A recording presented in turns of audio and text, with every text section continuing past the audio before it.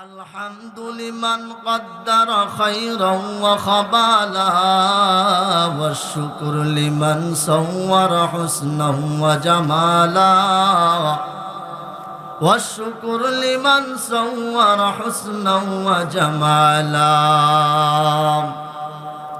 لا ضد ولا ند ولا حتى لمولى لا ضد ولا ند ولا حتى لمولى الآن كما كان ولم يلق زوالا الآن كما كان ولم يلق زوالا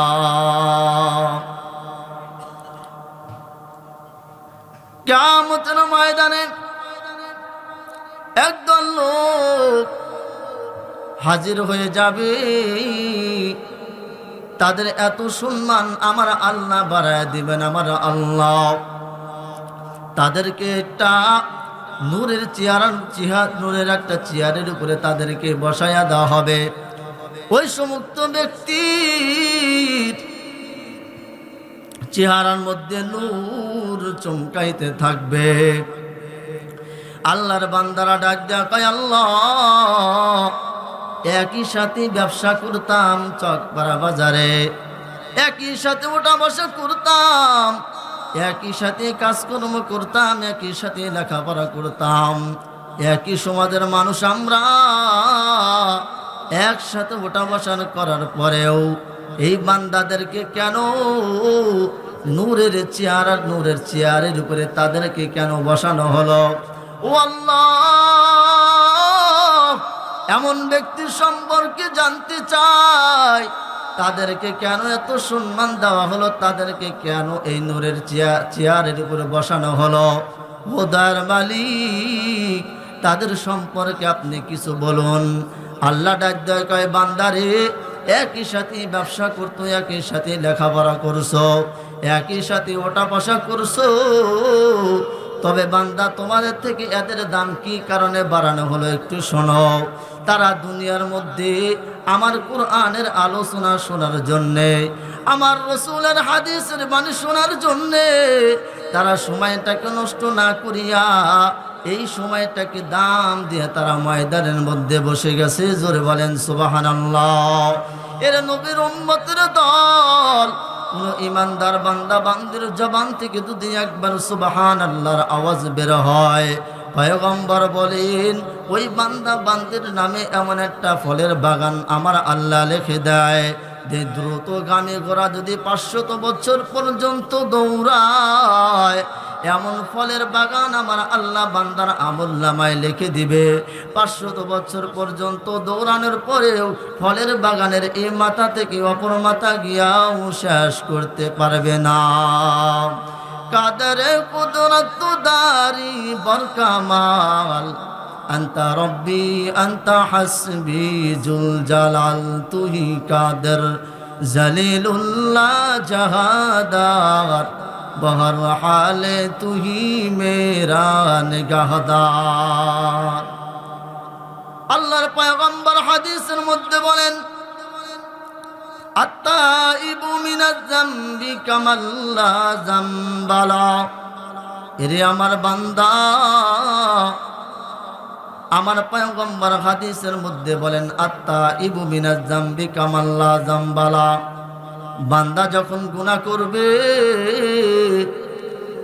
গুনাহ করতে যখন ভালোবাসবে, আমার বান্দা যখন সুন্দর করে খাঁটি অন্তরে আমার ভয়ে, জাহান্নামের ভয়ে খাঁটি অন্তরে তওবা করবে, আমি আল্লাহ বান্দার জিন্দেগির সব গুনাহগুলো ক্ষমা করে দিব। এরে মুসলমান, আমাদের এমন কোনো গুনাহ নাই যে গুনাহ আমরা করি নাই। হাতের দ্বারা গুনাহ করেছি, পায়ের দ্বারা গুনাহ আমরা করেছি, জবান থেকে মিথ্যা কথা বলেছি, জবান দিয়ে মানুষকে গালিগালাজ করেছি, এই চোখ দিয়ে কত খারাপ কিছু দেখলাম, এটাও তো রে বান্দা কবিরা গুনাহ। একটা মিথ্যা কথা বলার কারণে তোমার নামে একটা কবিরা গুনাহ লেখা হয়ে গেল। আর জাহান্নামে যাওয়ার জন্য বেশি গুনাহ লাগে না, বেশি গুনাহ লাগে না। একটা গুনাহ যদি কবিরা গুনাহ হয় বান্দা, একটা গুনার কারণেই তোমাকে জাহান্নামে যাইতে হবে। এরে বান্দা, এমন কোনো গুনাহ নাই তুমি করো নাই। হাতের দ্বারা গুনাহ কামাই করেছো, পা দ্বারা গুনাহ কামাই করেছো, চোখ দিয়ে গুনাহ কামাই করেছো, জবান থেকে গুনাহ কামাই করেছো, নফসের দ্বারা তুমি গুনাহ করেছো। গুনাহ করতে করতে তোমার পুরা বডিটা নাপাক হয়ে গেছে। এ বান্দা, তুমি যখন খাঁটি অন্তরে তওবা করবা, আমার আল্লাহ তারা কোরআনের ভিতরে বলেছেন, ইয়া আইয়ুহাল্লাযীনা আমানু তুবু ইলাল্লাহি তাওবাতান নাসুহা। এ বান্দা, খাঁটি অন্তরে তওবা করবা, আমি আল্লাহ তোমার জিন্দেগীর সব গুনাহগুলো ক্ষমা করে দিব। সুবহানাল্লাহ বলেন। তবে ওই তওবাটা হবে না। চোর যখন চুরি করে, চোরকে যখন বেতের বাড়ি আঘাত দেওয়া হয়, চোর বলে আর চুরি করব না। মনে মনে নিয়ত করে আর সুযোগ পাইলে আর ছাড়ব না। এই তওবাটা তওবা না, এই তওবার মধ্যে তওবা হবে না। তওবাটা তওবার মধ্যে করতে হবে।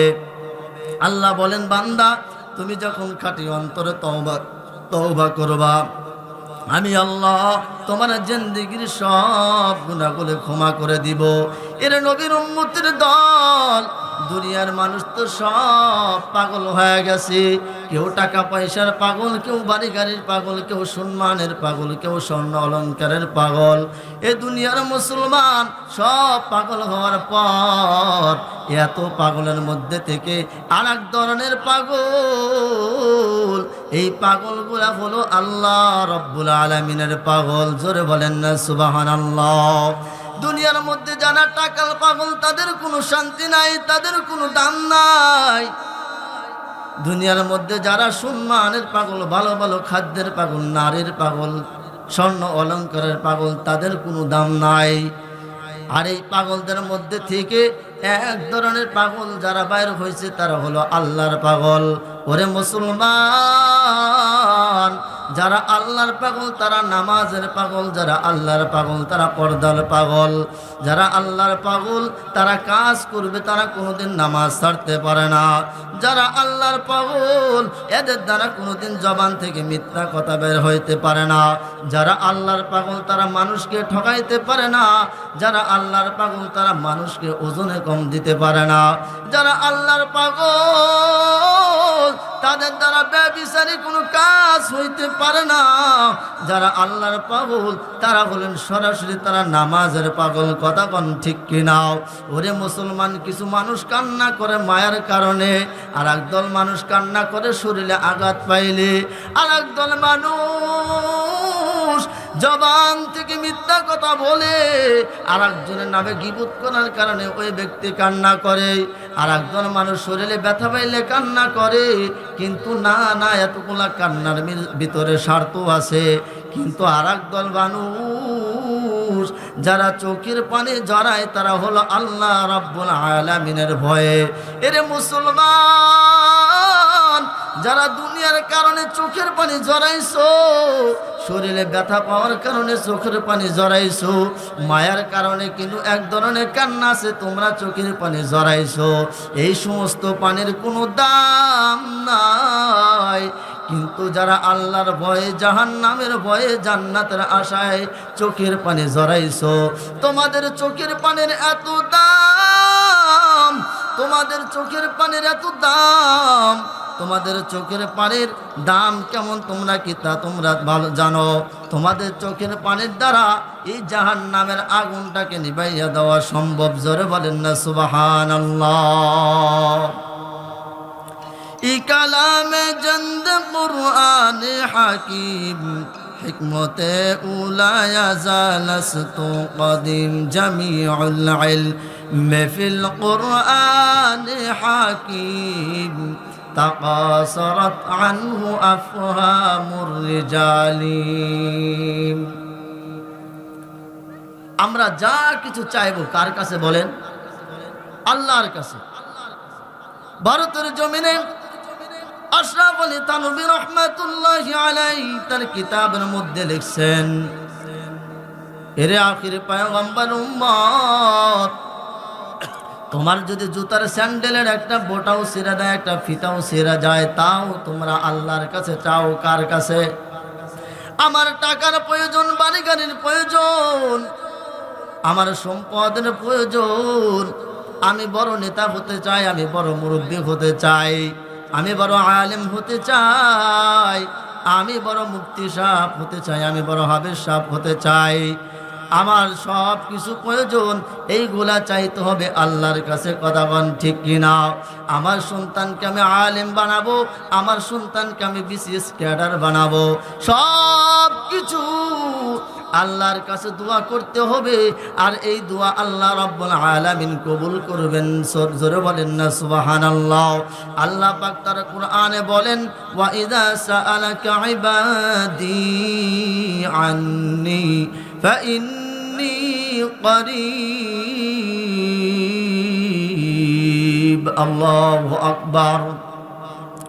ওয়া ইযা সাআলাকা ইবাদি عني فإني قريب أجيب دعوة الداعي إذا دعان فليستجيبوا لي وليؤمنوا بي لعلهم يرشدون الله أكبر। আল্লাহ পাক বলেন, বান্দারে তোমার যা কিছু প্রয়োজন সব আমি আল্লাহর কাছে চাও, তবে দুইটা জিনিসের মাধ্যমে। ওরে আমার বান্দা, তোমাদের যা কিছু প্রয়োজন সব কিছু আমি আল্লাহর কাছে চাও, তবে নাম্বার হলো দুইটা জিনিসের মাধ্যমে চাও। এক নাম্বারে ধৈর্য, দুই নম্বরে নামাজ। এক নম্বরে নামাজের কথা বলেন নাই, এক নম্বরে বলছেন বান্দাকে ধৈর্য ধারণের কথা। এর বান্দা, তুমি যখন ধৈর্য ধরবা, তোমার ভিতরে সব কিছু পরীক্ষা করে যখন তুমি ধৈর্য ধারণ করবা, তুমি আল্লাহ তাআলার কাছে সফল কাম অর্জন করতে পারবা। তোমার দাম আল্লাহর কাছে এত বেশি। এর বান্দা, তুমি আল্লাহর কাছে চাও, তবে দুইটা জিনিসের মাধ্যমে। এক নম্বরে ধৈর্য, দুই নম্বরে নামাজ। আর তোমরা যে আল্লাহর কাছে চাইবা, সব মানুষ চাইলে পাবে না, সব মানুষ সরাসরি চাইলে পাবে না। দুইটা জিনিসের মাধ্যমে আল্লাহর কাছে চাইতে হবে। আর চাওয়ার পিছনে কিছু নিয়ম আছে। আল্লাহ বলেন, নিয়ম ছাড়া আমি দেব না। আপনি দুনিয়াতে একটা চাকরির জন্য যাবেন, তার পিছনে আপনাকে দরখাস্ত জমা দিতে হবে, আপনার শিক্ষাগত যোগ্যতা, তার সার্টিফিকেট জমা দিতে হবে, এরপরে অপেক্ষা করতে হবে। তারপরে আপনাকে চাকরির জন্য টিকছেন কি টেকেন নাই অফিস থেকে জানানো হবে। কি বলেন? আল্লাহ পাক রব্বুল আলামিন বলেন, ইরে বান্দা, তোমরা যখন আমার কাছে চাইবা, তবে দুইটা জিনিসের মাধ্যমে চাইতে হবে। এক নম্বরে ধৈর্য, দুই নম্বরে নামাজ। আর তোমরা যখন আমার কাছে চাইবা, আমি আল্লাহ দোয়া কবুল করব পাঁচটা শর্ত সাপেক্ষে। কয়টা শর্ত বলেন? পাঁচটা শর্ত। আল্লাহর তাআলার প্রিয় বান্দারা যুগে যুগে যুগে যুগে আল্লাহর কাছে দোয়া করেছেন, আল্লাহর দয়া অনুগ্রহ লাভ করেছেন তারা দোয়ার মাধ্যমে। কার মাধ্যমে? দোয়ার মাধ্যমে। বিপদ আপদ থেকে তারা বিপদ আপদ থেকে বেঁচে গেছেন সব কিছু দোয়ার মাধ্যমে। রোগ থেকে মুক্তি পেয়েছেন দোয়ার মাধ্যমে। কামনা বাসনা অর্জন করেছেন তারা দোয়ার মাধ্যমে। আল্লাহ তাআলার প্রিয় বান্দারা যুগে যুগে তারা এইভাবে আল্লাহ তাআলার কাছে দোয়া করেছেন। আমার আল্লাহ বলছেন, বান্দারে, দোয়ার মতো যখন তোমরা দোয়া করবা, দোয়া কবুল করার মালিক হলো আমি আল্লাহ। জোর বলেন না সুবহানাল্লাহ।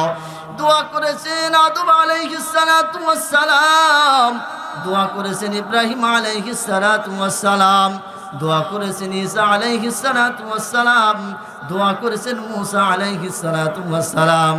এর প্রত্যেকটা পয়গম্বর এইভাবে যখন আল্লাহ তাআলার কাছে দোয়া করেছেন, সর্বশেষ আমাদের নবী মুহাম্মদুর রাসূলুল্লাহ সাল্লাল্লাহু আলাইহি ওয়াসাল্লাম দোয়া করেছেন। তাদের প্রত্যেকের দোয়া আমার আল্লাহ কবুল করেছেন। জোরে বলেন সুবহানাল্লাহ। এখনো সেই আল্লাহ আছেন, তিনি থাকবেন, তিনি অনাদি অনন্ত। যেই আল্লাহ রাব্বুল আলামিন আছেন, ওই বান্দা তুমি আল্লাহর কাছে দোয়া করো, আল্লাহর কাছে চাও। দুনিয়ার কোনো মানুষের কাছে চাইলে মানুষ কোনোদিন দিতে পারে না। আল্লাহ পাক বলেন হুয়াল হাইয়্যু লা ইলাহা ইল্লা হুয়া ফাদউহু মুখলিসিনা লাহুদ্দিন।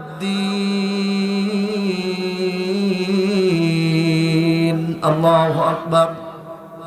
হুয়াল হাইয়্যু, তিনি চিরজীব। লা ইলাহা, তার কোনো ওয়াল হাইয়্যু লা ইলাহা ইল্লা হুয়া ফাদউহু মুখলিসিনা লাহুদ্দিন, তিনি চিরজীব, তিনি সারা কোনো ইলাহা নেই। ফাদউহু মুখলিসিনা লাহুদ্দিন। আল্লাহর এই কোরআনের আয়াতের মধ্যে বলেন ওয়াল হাইয়্যু, তিনি চিরজীব, তিনি সারা কোনো ইলাহা নেই। লা ইলাহা ফাদউহু মুখলিসিনা লাহুদ্দিন, তোমরা তাকে ডাকো তার খাঁটি ইবাদতের মাধ্যমে। এই কথাটা কি আমার আপনাদের? কোরআন এখানে কেউ বলে নাই, কেউ লেখে নাই, বলছেন একজন। তিনি কে? আল্লাহ তাআলা। ফাদউহু মুখলিসিনা লাহুদ্দিন, তোমরা তাকে ডাকো তার খাঁটি ইবাদতের মাধ্যমে, তোমরা তাকে ডাকো। আল্লাহর পয়গম্বর হাদিসের মধ্যে বলেন ইন্না রাব্বাকুম হাইয়ুন কারীমুন ইস্তাহয়ী মিন আবদিহি ইযা রাফআ ইয়াদাইহি আন ইউরাদ্দাহুমা সিফরা। আল্লাহর পয়গম্বর হাদিসের মধ্যে বলেন নিশ্চয় তোমাদের পালনকর্তা চিরজীব দয়ালু। বান্দা যখন হাত উঠায় আল্লাহ তাআলার কাছে কিছু চায়, তখন বান্দাকে খালি হাতে ফিরাতে লজ্জাবোধ করেন। মানুষ যখন মানুষের কাছে চায়, একবার দুইবার তিনবার যখন চায়, তখন মানুষ তাকে ঘৃণা করে, তার দুয়ার থেকে ফিরে দেয়। কি বলেন? আর আল্লাহ পাক রব্বুল আলামিন বলেন ইরে বান্দা, মানুষ যখন মানুষের কাছে চায়, মানুষ মানুষের দুয়ার থেকে ফিরাইয়া দেয়, মানুষ বড় রাগান্বিত হয়। আল্লাহ পাক বলেন বান্দারে, তুমি যখন আমার কাছে চাইবা, আমি আল্লাহ বড় খুশি হয়ে যাই। জোরে বলেন না সুবহানাল্লাহ। বান্দা যখন আল্লাহর কাছে চায় না, আল্লাহ বড় বেজার হয়। বান্দা যখন আল্লাহর কাছে চায়, আল্লাহ পাক বড় খুশি হয়। জোরে বলেন সুবহানাল্লাহ। এই আয়াত এবং এই হাদিসের ভিতরে একটা গুণ উল্লেখ করা হয়েছে। সেই গুণটা কি? ওয়াল হাইয়্যু, তিনি চিরজীব। চিরজীব অর্থ আল্লাহর কোনো ধ্বংস নাই, আল্লাহর কোনো ঘুম নাই, আল্লাহর কোনো অলসতা নাই, আল্লাহর কোনো দুর্বলতা নাই। তিনি আছেন, লা শারীকা লাহ, তিনি একক, তার কোনো শরীক নেই। সুতরাং দোয়া কবুলের ক্ষমতা একমাত্র আল্লাহ ছাড়া আর কারো নাই। এই জন্য আমরা যার কাছে চাবো, তিনি সব সময় আমাদের কাছেই আছেন, আমাদেরকে ডাকেন, আমাদের দোয়া কবুল করার অপেক্ষায় থাকেন। তিনি কে? আল্লাহ। দুনিয়ার মধ্যে মানুষ তার কাছেই চায়, যার কাছে গেলে পাওয়া যাবে। কি বলেন? অমুক ভাইয়ের কাছে গেলে 5,000 টাকা মনে হয় পাওয়া যাবে, যাই না দেখি একটু। কিন্তু যে দিতে পারবে না, তার কাছে কিন্তু কেউ চায় না। মৃত ব্যক্তির কাছে কেউ চায় না, চাইলেও সে দিতে পারে না। কিন্তু একদল মানুষ আল্লাহর কাছে না চাইয়া তারা মাজারে গিয়া আশিশ্বর দেওয়ান বা কুতুববাগের কাছে চায়, চিন্তা করে আল্লাহর কাছে পাওয়া যাবে না। ফজর নামাজ পড়ে আল্লাহর কাছে চাইলাম, আল্লাহর কাছে তো দোয়া কোনো কবুল হইল না, আল্লাহর কাছে তো কিছু পাইলাম না।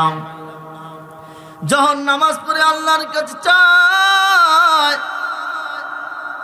বলে যখন নামাজ পড়েও আল্লাহর কাছে কিছু পাইলাম না। আসর নামাজ আদায় করে আল্লাহর কাছে চাইলাম, তো আসর নামাজ পড়েও তো আল্লাহর কাছে কোনো কিছু পাইলাম না। মাগরিব নামাজ আদায় করে আল্লাহর কাছে চায়, তারপরেও তো আল্লাহর কাছে কিছু পাইলাম না। এশার নামাজের পরে একই অবস্থা।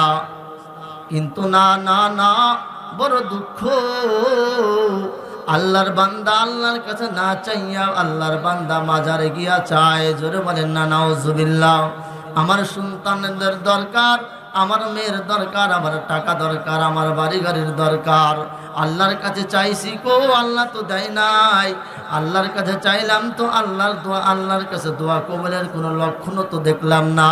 এখন আমি আল্লাহর কাছে চাইবো না, মাজারে গিয়া চাইলে বোধহয় পাওয়া যাবে। আল্লাহর বান্দা আল্লাহর দরবার ছেড়ে দিয়া মাজারে গিয়া চায়। কিন্তু না না না, আল্লাহ পাক বলেন বান্দা যার কাছে চাইবা তাকেও তো আমি আল্লাহ সৃষ্টি করেছি। এর বান্দা দুনিয়ার কোনো মানুষ দিতে পারে না। জীবিত মানুষের কাছে চাও তাও তো সে দিতে পারে না। এর বান্দা তুমি যার কাছে চাও ওইখানে না চাইয়া আমি আল্লাহর কাছে চাওয়ার মতো যদি চাইতে পারো, আমি আল্লাহর কাছে চাইতে তোমার দেরি, আমি আল্লাহ তোমাকে দিতে দেরি করব না। জোরে বলেন সুবহানাল্লাহ। দেবদেবীরা বড় অসহায়। বর্তমান যারা মাটি পাথর দিয়ে মূর্তি তৈরি করেছে, যাদের কাছে চায় তারা এতই দুর্বল, কুকুর যদি তাদের সামনে থেকে খানা ছিনিয়ে নেয়, খানা ছিনিয়ে নেয়, খানা খেয়ে যায়, নিয়ে যায়, এটা তো উদ্ধারও করতে পারবে না, একটা শব্দ করতে পারবে না। এটা আমার কথা না। আল্লাহ পাক রব্বুল আলামিন বলেন, ইয়া আইয়ুহান নাসু দুরিবা মাসালুন ফাসতামিউ লা ইন্নাল্লাযীনা তাদউনা মিন দুনিল্লাহি লা ইয়াখলুকু যুবাবান ওয়ালা বিজতামাউ লা وإن يسلبهم الذباب شيئا لا يستنقذوه منه ضعف الطالب والمطلوب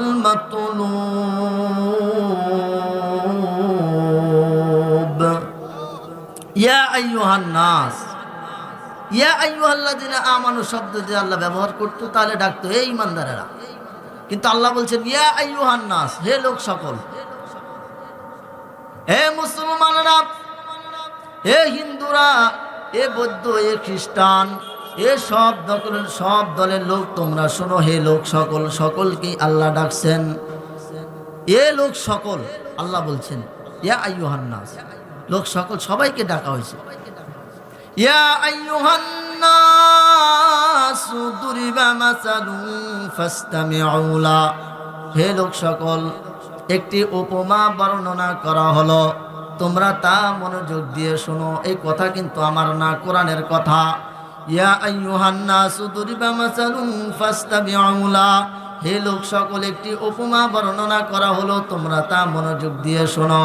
তোমরা যারা আল্লাহর পরিবর্তে দেবদেবীর পূজা করো, তোমরা যারা আল্লাহর পরিবর্তে যাদের পূজা করো, তাদের ক্ষমতা নাই একটা মাছি সৃষ্টি করার, যদিও তারা একত্রিত হয়।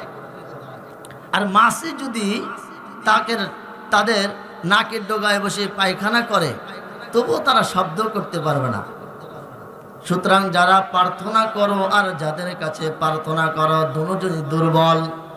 কার কথা? আল্লাহর কথা। যার কাছে প্রার্থনা করো আর যারা প্রার্থনা করো দুজনই দুর্বল। আল্লাহর কাছে চাও। মাছের পেটের থেকে, মাছের পেটের ভিতরে গভীর সমুদ্রের মধ্যে থেকে যে আল্লাহকে ডাক দিছেন কে? ইউনুস আলাইহিস সালাতু ওয়াস সালাম বদরের যুদ্ধের প্রান্তে সিজদায় পড়ে আল্লাহরা ডাক দিছেন, ওই আল্লাহ আছে না নাই? নমরুদের অগ্নিকুণ্ডের আগুনের ভিতর থেকে ইব্রাহিম আলাইহিস সালাতু ওয়াস সালাম আল্লাহরা ডাক দিছে, আল্লাহ আছে না নাই? তুর পাহাড়ে গিয়া পয়গম্বর মুসা কালিমুল্লাহ আল্লাহরা ডাক দিছে, ওই আল্লাহ আছে না নাই? কথা বলেন। এরে বান্দা, আল্লাহর পিয়ারার বান্দারা যখন আল্লাহর কাছে সাহায্য চাইছে, আল্লাহর দোয়া চাইছে, আল্লাহ দোয়া তাদের কি করছে কি করেন নাই? কি বলেন? আপনারা অনেক ঘটনা ভালো জানেন, আমার থেকেও আপনারা ভালো জানেন। ওরে মুসলমান, আল্লাহ পাক রব্বুল আলামিন বলেন, বান্দা তোমরা যখন আমি আল্লাহর কাছে চাইবা, তবে দুইটা জিনিসের মাধ্যমে চাইতে হবে। এক নম্বরে ধৈর্য, দুই নম্বরে নামাজ। আমি ওইদিকে ওই ঘটনাটা পরে বলবো, আগে 5টা শর্ত আমি বলে যাব, এরপরে একবার পরে ধৈর্য নামাজের ঘটনা বলে যাব। ওরে মুসলমান, তুমি যখন আল্লাহর কাছে দোয়া করবা, তোমার দোয়া কবুল হবে। 5টা শর্ত। ওরে মুসলমান, আল্লাহর গোলাম, 1 নম্বরের শর্ত হলো নেক আমল। এরে বান্দা, তুমি যখন আল্লাহর কাছে চাইবা, তোমার কাছে যখন আল্লাহর কাছে চাইবা, চাওয়ার আগে তোমাকে আমল করতে হবে। আমল করার পর তুমি যখন আল্লাহর কাছে চাইবা, আমার আল্লাহ তোমার দোয়া কবুল করবেন। নেক আমল পরে দোয়া করতে হবে। নেক আমল করার পরে দোয়া করতে হবে। নেক আমল কি? আমরা নামাজ পড়ে আল্লাহর কাছে দোয়া করি, জিকির করার পরে দোয়া করি, তাজবিহ তাহলিল তেলাওয়াত করার পরে দোয়া করি, দান সদকা করার পরে দোয়া করি। এই জন্য আল্লাহ পাক বলেন, বান্দা তুমি যখন আল্লাহর কাছে চাইবা 2টা জিনিসের মাধ্যমে, এই বান্দা তোমার দোয়া কবুল করব 5টা শর্তে। 1 নম্বর শর্ত হলো নেক আমল, 2 নম্বর হলো ইস্তেগফার। এর বান্দা তুমি বেশি বেশি ইস্তেগফার আদায় করো। ও বান্দা, তোমার তো এমন কোনো গুনাহ নাই যে গুনাহ তোমার দ্বারা হয় নাই। এর বান্দা, দুনিয়ার কোনো মানুষ তোমার গুনাহ ক্ষমা করতে পারে না। আমি আল্লাহ তোমার জিন্দেগীর সব গুনাহ ক্ষমা করে দিতে পারি 1 মিনিট 1 ফোঁটা চোখের পানির বদলতে। এ বান্দা, তুমি যখন গুনাহ করেই ফেলছো, খাঁটি অন্তরে তওবা করো, তোমার জিন্দেগীর সব গুনাহ কোনো ক্ষমা করে দিব। ও বান্দা, বেশি বেশি ইস্তেগফার আদায় করো। পয়গম্বর মুসা কালিমুল্লাহ মুসা আলাইহিস সালাতু ওয়াস সালামের জামানায় হঠাৎ করে বৃষ্টি বন্ধ হয়ে গেছে। বান্দা যখন গুনাহ করছে, গুনার কারণে বান্দার জিন্দেগীর সব গুনাহগুলো ক্ষমা করার জন্য আল্লাহর পয়গম্বর মুসা কালিমুল্লাহর জামানায় মানুষগুলো সব পয়গম্বর মুসা আলাইহিস সালাতু ওয়াস সালামের সামনে হাজির হয়ে গেছে। পয়গম্বর মুসা কালিমুল্লাহ ডাক দা বলে, রে উম্মতেরা, আগামীকাল এই ময়দানে নামাজ আদায় হবে। নামাজের পরে দোয়া করা হবে আল্লাহ তাআলার কাছে বৃষ্টির জন্য। সব উম্মতেরা হাজির হয়ে গেছে। পয়গম্বর মুসা কালিমুল্লাহ নামাজের পরে উম্মতদেরকে নিয়ে আল্লাহর দরবারে দোয়া করে, ও দয়ার মালিক, মেহেরবানি করে বৃষ্টি চালু করে দাও। বৃষ্টি বন্ধ হওয়ার কারণে জমিনটা শুকায় গেছে। মানুষের গলায় পিপাসায় আর সহ্য করতে পারে না, পশু পাখির পর্যন্ত কষ্ট হয়ে গেছে। মেহেরবানি করে তুমি বৃষ্টি চালু করে দাও। আল্লাহ রাব্বুল আলামিন ডাক দিয়ে বলে, মুসা, তোমার এই উম্মতের মধ্যে, এই ময়দানের মধ্যে এমন ব্যক্তি বসে আছে যে ব্যক্তি 40 বছর পর্যন্ত কোনোদিন নামাজ ছাড়ে নাই। এই ময়দানের মধ্যে এমন ব্যক্তি বসে আছে যেই ব্যক্তির দ্বারা এমন কোনো গুনাহ হয় নাই। যেই ব্যক্তির দ্বারা এমন করে পর্যন্ত গুনাহ করছে, ওই ব্যক্তির কারণে আমি আল্লাহ বৃষ্টি বন্ধ করে দিয়েছি। ওই ব্যক্তির ময়দান থেকে বের করে দাও। না হয় আমি আল্লাহ বৃষ্টি চালু করব না। পয়গম্বর মূসা উম্মতের দিকে তাকায় বলে, এর উম্মতেরা, এই ময়দানের মধ্যে এমন ব্যক্তি বসে আছে যেই ব্যক্তি 40 বছরে কোনোদিন মসজিদে যায় নাই, যে ব্যক্তি 40 বছরে এমন কোনো গুনাহ নাই যে গুনাহ করে নাই। ও বান্দা, তুমি মেহেরবানি করে এই ময়দান থেকে উঠে যাও, না হয় আমার আল্লাহ বৃষ্টি চালু করবে না। 70,000 বনি ইসরায়েলের মজমায় আল্লাহর পয়গম্বর মূসা যখন এইভাবে ঘোষণা করে দিলেন, মাঝে মাঝে একজন একজন করে দাঁড়াইয়া একই ঘোষণা দিয়ে দিলেন, এই ময়দানের মধ্যে কে আছো 40 বছর পর্যন্ত লাগাতার তুমি গুনাহ করেছো, এমন পাপিষ্ঠ ব্যক্তি মেহেরবানি করে ময়দান থেকে উঠে যাও। গুনাহগার ব্যক্তির কানে আওয়াজ পৌঁছানোর পরে চিন্তা করলেন, এই ময়দান থেকে যদি আমি এখন বের হয়ে যাই, লোকেরা বলবে এই পাপিষ্ঠ ব্যক্তির কারণে বুঝি আল্লাহ বৃষ্টি বন্ধ করে দিয়েছে, এমন পাপিষ্ঠ ব্যক্তির কারণে বুঝি আমার আল্লাহ গজব চালু করে দিয়েছে। লোকেরা আমার ঘৃণা করবে। আমার এই ময়দান থেকে উঠে যদি নাও যায়, তবে ওহির মাধ্যমে পয়গম্বর মূসাকে জানিয়ে দেওয়া হবে এমন পাপিষ্ঠ ব্যক্তিকে। এই এমন অবস্থার মধ্যে আল্লাহর বান্দা চিন্তা করলেন, এখন তো আর কোনো উপায় নাই, এখন তো কোনো বুদ্ধি নাই। আমি যে গুনাহ করেছি, আমার বাবা যদি জানতো, আমার মা যদি জানতো, আমার ভাই যদি জানতো, আমার পাড়া প্রতিবেশী যদি জানতো, আমার সমাজ জানতো, তাহলে আমার বাড়ির থেকে বের করে দিত, সমাজ থেকে বের করে দিত। ও তার মালিক, এমন কোনো গুনাহ আমি করি নাই, এমন কোনো গুনাহ নাই আমার দ্বারা হয় নাই। আমার ভাইও জানে না, আমার বাপও জানে না, আমার পাড়া প্রতিবেশী কেউ জানে না। ও দয়ার মালিক, তুমি জানো, আজকে তুমি আমাকে এই ময়দানের মধ্যে ঘোষণা করে বলে দিও না। ও আল্লাহ, মেহেরবানি করে তুমি আমার জিন্দেগির সব গুনাহগুলো ক্ষমা করে দাও। আল্লাহর বান্দা যখন খাঁটি অন্তরে তওবা করলো, আল্লাহ তাআলা সঙ্গে সঙ্গে বৃষ্টি চালু করে দিয়ে দিল। জোরে বলেন সুবহানাল্লাহ। পয়গম্বর মূসা চিন্তায় পড়ে গেলেন। আল্লাহ পাক বলছেন ময়দান থেকে বের হওয়ার কথা, কিন্তু ময়দান থেকে তো কেউ এ পর্যন্ত ওঠে নাই। এরপরেও আমার আল্লাহ বৃষ্টি চালু করে দিল। তার কারণ কি? আল্লাহর পয়গম্বর মূসা সিজদায় পড়ে গেলেন, ডাক দেয়া বলে, আল্লাহ, আপনি বললেন এই ময়দান থেকে পাপিষ্ঠ ব্যক্তির বের হওয়ার কথা, কিন্তু পাপিষ্ঠ ব্যক্তি তো এই ময়দান থেকে বের হয় নাই, বৃষ্টি চালু হইল কিভাবে বুঝলাম না কিছু। আল্লাহ ডাক দেয়া কয়, মূসা রে, তোমার কারণে বৃষ্টি চালু হয় নাই, যেই ব্যক্তির কারণে আমি আল্লাহ বৃষ্টি বন্ধ করে দিয়েছিলাম, ওই ব্যক্তির কারণেই আমি আল্লাহ বৃষ্টি চালু করে দিয়েছি। জোরে বলেন সুবহানাল্লাহ। এমন কোনো গুনাহ নাই যেই গুনাহ আমাদের দ্বারা হয় নাই। সম্মানিত উপস্থিতি, বলতেছিলাম দোয়া কবুলের 5টা শর্ত, 2টা পর্যন্ত বলছি, আপনাদের সামনে আলোচনা করলাম, 2টা শর্ত, বাকি 3টা রয়ে গেল। আল্লাহ যদি আবার কোনোদিন কবুল করেন, বাকি 3টা নিয়ে আলোচনা করবেন ইনশাআল্লাহ। মাঝে মাঝে আমাদেরকে আল্লাহ পরীক্ষা করেন অসুস্থ দিয়া। অসুস্থ আল্লাহ পাকের একটা নিয়ামত। আপনার যদি অসুস্থ, যদি আপনাকে খুবই কষ্ট হয়, আইয়ুব আলাইহিস সালামের জীবনী পড়েন, 18 বছর অসুস্থর মধ্যে ছিল।